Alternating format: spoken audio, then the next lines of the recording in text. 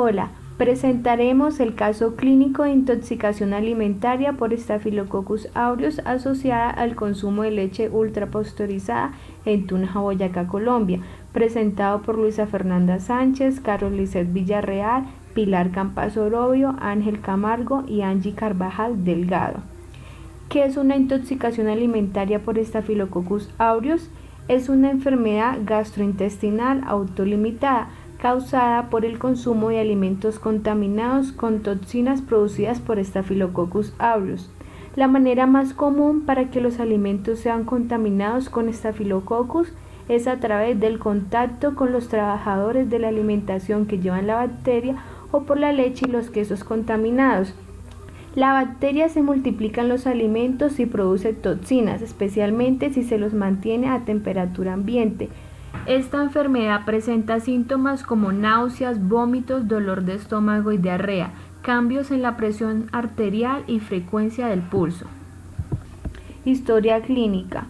Paciente de 42 años, de sexo masculino, de residencia urbana, manifestó haber consumido leche pasteurizada comprada en el supermercado, la cual manifiesta que en el momento de la compra se encontraba a temperatura ambiente, que luego la refrigeró en su hogar y posteriormente la consumió.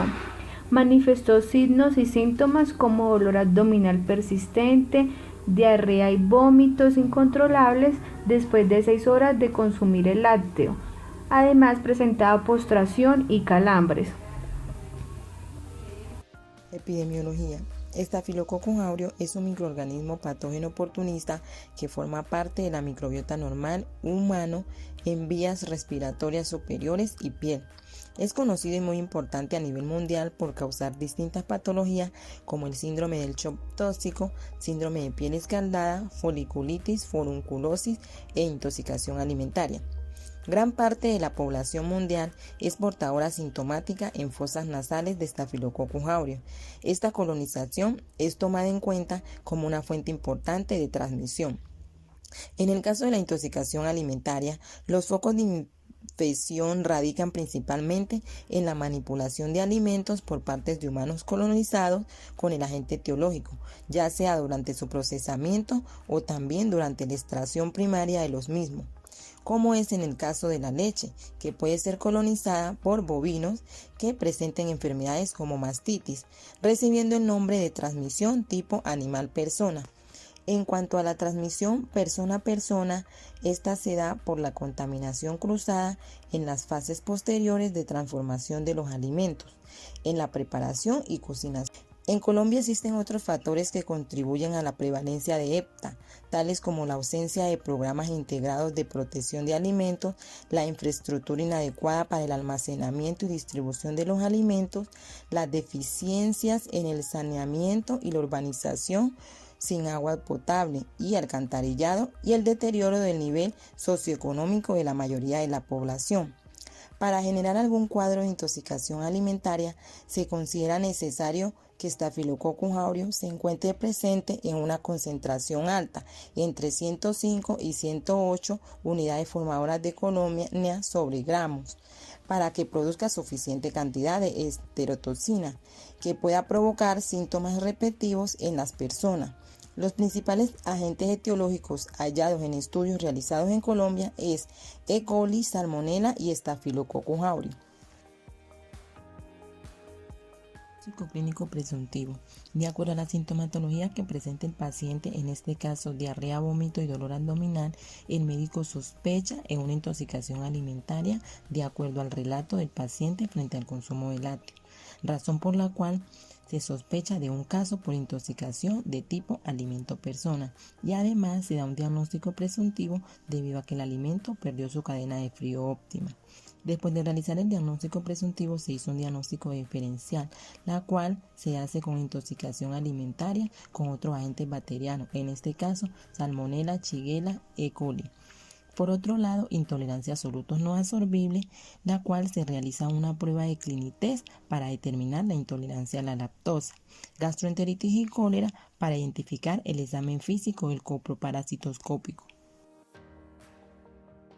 Dentro de los exámenes que se solicitaron para establecer el diagnóstico se encuentra el examen físico, que consta de la toma de la tensión arterial, que se encontró en 80/70 milímetros de mercurio, un pulso de 70 latidos por minuto, frecuencia respiratoria de 16 respiraciones por minuto y una temperatura de 37.5. Podemos observar que todos los valores se encuentran normales, a excepción de la tensión arterial, que se encuentra disminuida debido a la deshidratación producto de la diarrea. Además, se solicitó realizar pruebas microbiológicas como lo es la prueba de oxidasa, la prueba de catalasa, la tinción de Gram y el coprocultivo. La tinción de Gram es un tipo de tinción que se realiza sobre las bacterias para observarlas mejor bajo el microscopio. Ahora explicaré el procedimiento. Primero se debe colocar una pequeña gota de agua destilada en el portaobjetos, con ayuda de un gotero. Luego tomo con un palillo una colonia, mezclo y extiendo en forma de caracol. Posteriormente se fija con el mechero. Además se coloca cristal violeta cubriendo toda la muestra por 1 minuto. Este tiempo será variable según el laboratorio. Se lava con agua corriente y luego se debe cubrir la muestra con Lugol por 1 minuto. Posteriormente la muestra será cubierta con alcohol cetona para decolorarla y este es el paso más crítico del procedimiento. Dura aproximadamente 15 segundos a 30 segundos y la reacción debe ser detenida con el lavado con agua corriente. El último paso consiste en agregar una tinción de contraste para teñir las bacterias que pierden el cristal violeta. Para esto se agrega safranina cubriendo la muestra por 15 segundos o por 1 minuto, dependiendo. Luego se lava con agua corriente y se deja secar. En la muestra del paciente se observó cocos gram positivos en disposición de racimos, lo que nos ayudaba a descartar una intoxicación alimentaria por E. coli y Vibrio cholera.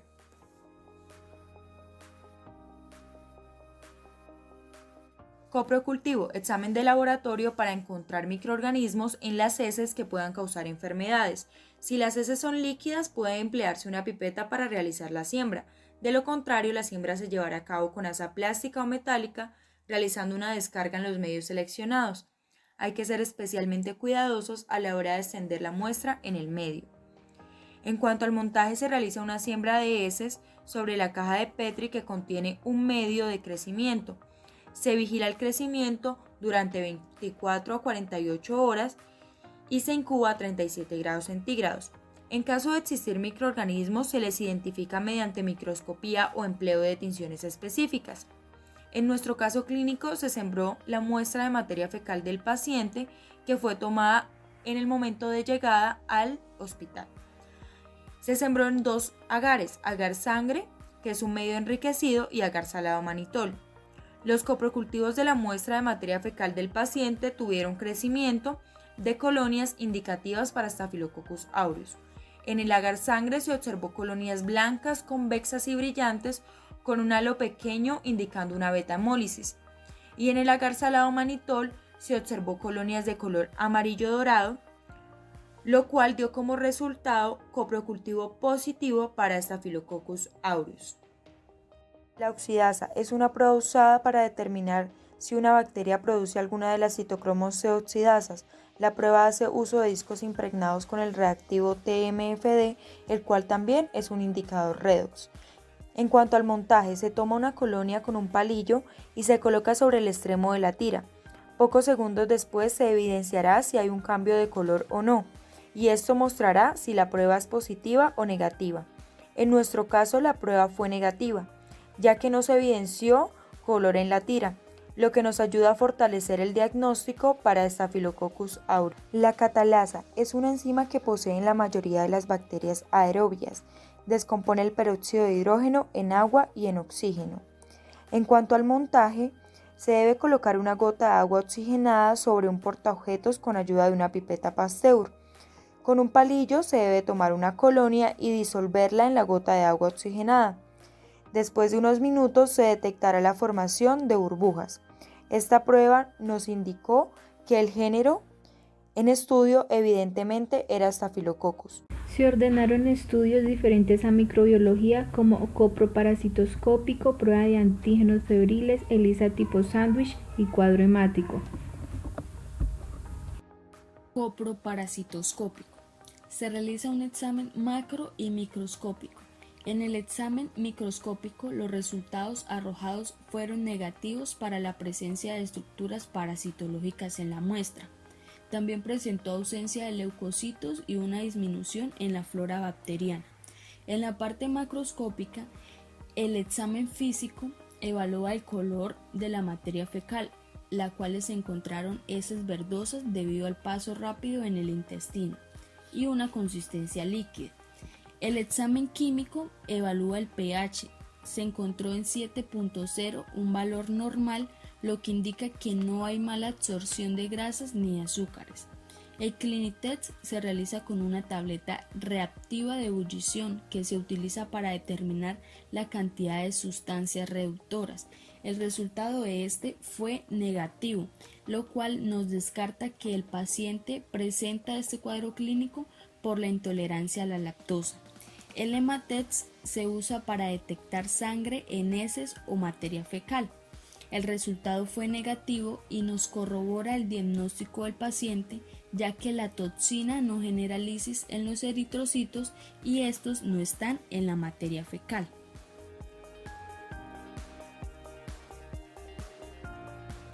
Para la prueba de antígenos febriles se realizó con una técnica de aglutinación, la cual busca determinar anticuerpos en el suero del paciente frente a algunas especies bacterianas como lo son Salmonella, Brucella y Rickettsia. El resultado de este fue negativo, lo cual nos descarta una intoxicación producida por estas bacterias. Para el cuadro hemático, la hemoglobina se encontraba en un valor de 15,8 gramos por decilitro normal, el hematocrito de 45,2%, cuento total de leucocitos con un valor de 12.500 milímetros cúbicos, indicando leucocitosis. Posteriormente se realizó el recuento diferencial de leucocitos y se encontró neutrofilia con un valor de 85%, lo cual se deduce que el paciente cursaba con una infección bacteriana. ELISA sándwich, el antígeno queda inmovilizado entre dos anticuerpos, uno de captura y otro de detección, también conocido como pares de anticuerpos. El resultado de este fue positivo con una densidad óptica de 0.07, lo cual concuerda con el mostrado en el diagnóstico microbiológico del paciente, donde se estableció que la intoxicación presentada tiene como origen Staphylococcus aureus enterotoxigénico por la presencia de la toxina tipo B de este staph. Por lo tanto, no se realizaron más estudios complementarios por no ser necesarios para su diagnóstico. Con base en la exploración clínica y estudios complementarios, podemos deducir en primera instancia que la valoración de presión arterial, frecuencia cardíaca y respiratoria permitió conocer el estado general de salud que presentaba el paciente. En el estudio coproparasitoscópico, en su fase microscópica, se comprobó el descarte de una infección por agentes parasitarios. En su fase física, el color y la consistencia de la materia fecal permitió diferenciar una infección por otras bacterias como Salmonella o Shigella, ya que estos microorganismos generan un síntoma diarreico más grave, con presencia de moco, sangre o pus en la muestra. En su fase química, el resultado arrojó una diferencia de un cuadro clínico por diarreas disentéricas o por la intolerancia a solutos no absorbibles, como la lactosa. El cuadro hemático, como prueba complementaria, corroboró la existencia de un proceso infeccioso, lo que produjo leucocitosis. Además, frente a la defensa contra la toxina, se produjo neutrofilia. La prueba de antígenos febriles, por su parte, permitió conocer la presencia de anticuerpos específicos en el suero del paciente frente a algunos agentes bacterianos causantes de las infecciones gastrointestinales como Salmonella y descartar una infección por esta bacteria. Los resultados de las pruebas realizadas a la materia fecal y el lácteo consumido fueron las más determinantes para diagnosticar al paciente de manera óptima. La tinción de Gram en la materia fecal mostró la presencia de los cocos gram positivos en agrupación de racimo, de forma disminuida, y en el reporte de laboratorio al que fue enviado el lácteo, una población mayor del microorganismo del mismo tipo. Los resultados del coprocultivo en los medios, agar sangre, salado manitol y McConkey, y el del lácteo reportado por el laboratorio de alimentos, presentaron el crecimiento de un tipo de colonias características, que al compararlas con la literatura correspondieron a Staphylococcus aureus. Por último, y para corroborar cuál de los factores de virulencia del microorganismo fue el causante de la intoxicación, se realizó la prueba con técnica ELISA Transient Plate Staphylococcal Enterotoxis Kit, el cual produjo un resultado positivo para la presencia de la enterotoxina tipo B. Luego de analizar los resultados, se determinó contundentemente la intoxicación alimentaria causada por la enterotoxina tipo B de Staphylococcus aureus. El pronóstico y evolución del paciente fue bastante rápido y exitoso. Alrededor de las 24 a 48 horas, relató que empezaron a desaparecer los vómitos, las náuseas, los dolores abdominales y la materia fecal regresó a su consistencia y color habitual. Esto por la desaparición paulatina del microorganismo o, en su defecto, de la toxina causante de la intoxicación, haciendo que el paciente vuelva a su estado de salud normal. El tratamiento para esta intoxicación alimentaria es relativamente sencillo, ya que ninguno de los órganos intestinales se vio afectado de manera drástica frente a este cuadro clínico. Lo más recomendable para una buena evolución es el bajo consumo de alimentos que contengan azúcares o grasas, esto mientras desaparece la diarrea. También se recomendó la ingesta de sueros fisiológicos de manera oral y probióticos, para evitar así las deshidrataciones que pudieron causar los vómitos y las diarreas durante la intoxicación, y evitar la reducción en la microbiota intestinal del paciente. Por último, se le ordenó mantener un estado de reposo mientras desaparecían los dolores, las náuseas, los vómitos y las diarreas, ya que hacer acciones que requieran gasto de energía genera mayor deshidratación y un tiempo más prolongado de recuperación. Por tratarse de una enfermedad autolimitada, evoluciona en 1 o 2 días. La mayoría de los enfermos se recupera entre 24 y 48 horas. De esa manera, podemos concluir que las intoxicaciones alimentarias por Staphylococcus aureus se dan principalmente por el mal manejo de los alimentos, ya que los manipuladores de los mismos pueden ser portadores de este microorganismo. Además, las cadenas de frío también pueden ser un factor determinante en la intoxicación alimentaria por este microorganismo. Esta enfermedad presenta una baja letalidad y la mayoría de los enfermos se recuperan rápidamente. Las pruebas son de vital importancia para dar un diagnóstico definitivo y un tratamiento efectivo.